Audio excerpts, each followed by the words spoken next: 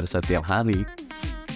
Kadang hari ini pagi, besoknya malam digunakan dalam hal tugas pokok kepolisian. Tapi kalau dalam hal membawa pasien, membantu pasien yang dirujuk ke Palembang, ya tergantung panggilan dan kriteria pasien dari puskesmas yang dirujuk. Ya nggak menentu juga sih Mbak, kadang seminggu sekali adanya, kadang sebulan sekali, ada yang seminggu pernah langsung 3 kali pernah juga itu Mbak. Tapi untuk operasional speedboat ambulan itu kan kami gunakan juga kegiatan-kegiatan kemanusiaan lainnya. Masih terkait dalam musim kemarau atau kekeringan, kalau seandainya di desa tersebut sumur-sumur mereka itu sedang mengering. Karena kalau mengkonsumsi air dari sungai itu tidak bisa untuk dikonsumsi untuk makan sehari-hari, air dari sungai Mbak. Kantor PT itu cuma mengcover 2 desa, sedangkan di sana kan 19 desa, 17 desa. Ya kami ajak mereka kita mendistribusikan kemarin. Alhamdulillah mereka tergugah juga.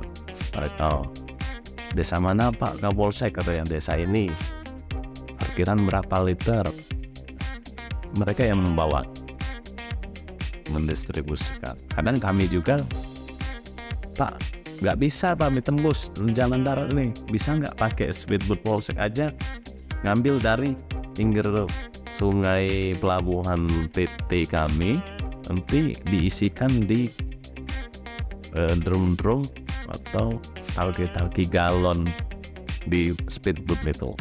Kami bawa langsung didistribusikan. Kembali di podcast Presisi Polri TV, pemirsa, kita akan melanjutkan pembincangan kita yang sangat menarik ini dengan Bapak Rio mengenai kapal ambulans. Bapak ini kan sibuk sekali nih Pak, bagi tugas kepolisian, Bapak punya program kapal ambulans dan Bapak turun langsung begitu kan mengendarai kapalnya gitu, mengoperasikan. Gimana cara Bapak membagi waktu Pak? Itu setelah berjalannya waktu, dan menurut saya nggak bakal saya bisa terhandle, karena namanya kita juga memimpin suatu wilayah. Walaupun hanya setingkat kecamatan, tetapi kan personel juga harus diatur sama pembagian tugas-tugas pelayanan kepada masyarakat. Sehingga saya terpikir ini harus ada yang benar-benar standby, walaupun seandainya juga saya juga sering ada acara di Polres, di Polda, ataupun di kemasyarakatan sering dapat undangan juga kan. Kalau tiba-tiba ada pasien yang perlu penanganan cepat, otomatis saya sedang tidak berada di sana. Akhirnya saya mikir, jadi ada dulu tetangga saya yang dulu sama saya pernah, dan saya tahu dia bisa mengoperasionalkan. Saya ajak, mau nggak kamu ini bantu saya, intinya itu nanti saya yang gaji kamu. Ya urusannya hanya mengoperasionalkan speedboat itu, dan apabila nggak ada ya dan karena orang sipil bukan polisi, ya cuma ngerawat itu aja lah kata aku. Tapi kalau udah ada, ya bisa pulang ke rumah kan saya, seperti itu. Tapi akhirnya berhubung rumahnya juga jauh kan, ya sudah Pak Kapolsek, saya tinggal di Polsek aja katanya. Pindah ke Polsek? Ya dia tinggal di Polsek. Paling 2 minggu atau 1 bulan sekali pulang. Jadi biasa sesering apa Pak? Sesering apa ambulans itu beroperasi dalam seminggu? Kalau bisa dipastikan ya, tergantung kondisi. Kalau dalam hal digunakan tugas kepolisian, ya hampir setiap hari. Kadang hari ini pagi, besoknya malam digunakan dalam hal tugas pokok kepolisian. Tapi kalau dalam hal membawa pasien, membantu pasien yang dirujuk ke Palembang, ya tergantung panggilan dan kriteria pasien dari puskesmas yang dirujuk. Ya nggak menentu juga sih Mbak, kadang seminggu sekali adanya, kadang sebulan sekali, ada yang seminggu pernah langsung 3 kali pernah juga itu Mbak. Tapi untuk operasional speedboat ambulan itu kan kami gunakan juga kegiatan-kegiatan kemanusiaan lainnya. Seperti apa itu Pak? Kita masuk lainnya. Contoh Bantu transportasi penduduk desa yang bawa ke kota begitu? Jadi seperti ini Mbak. Kalau yang pernah kami lakukan juga kan kadang lewat melihat anak-anak sekolah ini kan belum dari hujan kan susah. Sampai motor penuh dengan lumpur, pakaian sekolahnya kan sedih ngeliatnya. Jadi kalau seandainya mereka akses ke sekolahnya susah juga, kami bantu mengantarkan ke sekolah mereka pakai perahu. Karena kalau nggak darat susahnya itu dia mau jalan kaki maupun pakai motor. Nah tanahnya jadi lumpur-lumpur seperti itu kan kasihan dia. Sekolahnya sudah jauh, sampai sekolah juga celana sama bajunya kotor gitu, seperti itu. Itu hanya di sewaktu musim penghujan gitu. Kalau musim kemarau ada masalah baru lagi, jalanan penuh debu Mbak. Yang salah barunya kalau musim kemarau kayak kemarin. Terus yang kegiatan lain speedboat ambulan itu juga kami gunakan kemarin. Dan terkait musim kemarau kan Kabupaten Oki kan karena tekstur tanah sama banyak semak dan gambut, akhirnya tingkat hotspot di Kabupaten Oki itu kan tinggi. Kami gunakan untuk patroli karhutla juga. Kadang pemadaman di titik api yang tidak bisa dijangkau oleh kendaraan darat. Ini kalau pakai speed ambulan itu juga untuk memadamkan api patroli karhutla. Dan ada juga masih terkait dalam musim kemarau atau kekeringan, kalau seandainya di desa tersebut sumur-sumur mereka itu sudah mengering. Karena kalau mengkonsumsi air dari sungai itu tidak bisa untuk dikonsumsi untuk makan sehari-hari, air dari sungai. Nah, jadi kalau ini juga digunakan untuk memasok air bersih begitu? Jadi kami juga ada ya misalnya di desa tersebut sedang kesulitan, ya kan pasti menimbulkan penyakit lain setelah susahnya mendapatkan air bersih itu. Mulai dari diare, masih dysentery, pasti ada itu penyakit itu tersebut. Ya mana yang bisa kami bantu, sebatas hanya untuk mereka melakukan aktivitas minum dan makan. Kalau mandi mereka masih memanfaatkan air dari sungai. Tapi ya seadanya kami, semampu kami Mbak. Karena juga kami juga merogoh dari kocek sendiri pengadaan itu. Seperti itu Mbak. Walaupun ada juga begitu kami menggugah 1-2 kali, akhirnya ada juga yang membantu kan. Nah, kan alhamdulillah ada juga rupanya ini Mbak.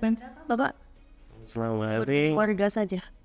Kemarin itu dari salah satu PT di sana. Sana kan ada PT Sawit, PT Samel itu mereka punya mesin penyulingan air dan memang mereka juga menyumbangkan air khusus ke masyarakat. Jadi mereka membuatkan suatu tempat di PT itu kan. Jadi kalau ada masyarakat mau ngambil silakan, tetapi datang ke kantor PT mereka, jauh Mbak.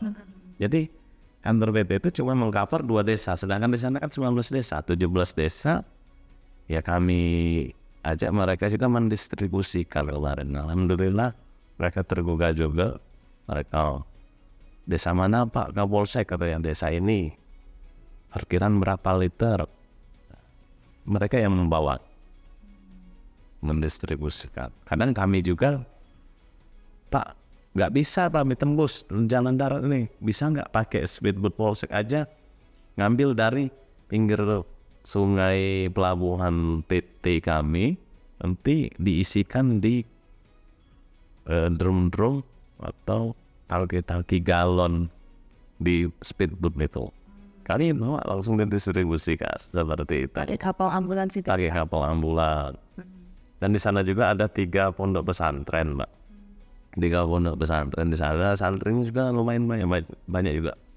Ada yang 1 pondok pesantren itu ada santrinya ada sekitar 400, ada yang 200, ada yang 100. Alhamdulillah 3 pondok pesantren itu dari Polsek, mengatasnamakan Polsek intinya kami. Karena mereka masing-masing pesantren itu ada program habis Quran. Jadi siapa penghafal Quran terkait dengan ini ada penerimaan anggota Polri.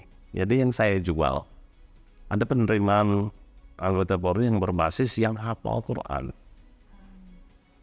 Jadi kami juga menyumbangkan mungkin sudah total sekitar 600 buah Al-Quran ketika pondok pesantren itu mendukung program mereka habis Quran. Dan kami juga memberitahu bahwasannya ya selain untuk agama dan nanti jadi dakwah dari setelah kalian lulus dari pondok pesantren ini ada alternatif lain. Kalau kalian mau menjadi polisi dari jalur penghafal Quran, program dari SDM Polri memang ada kata.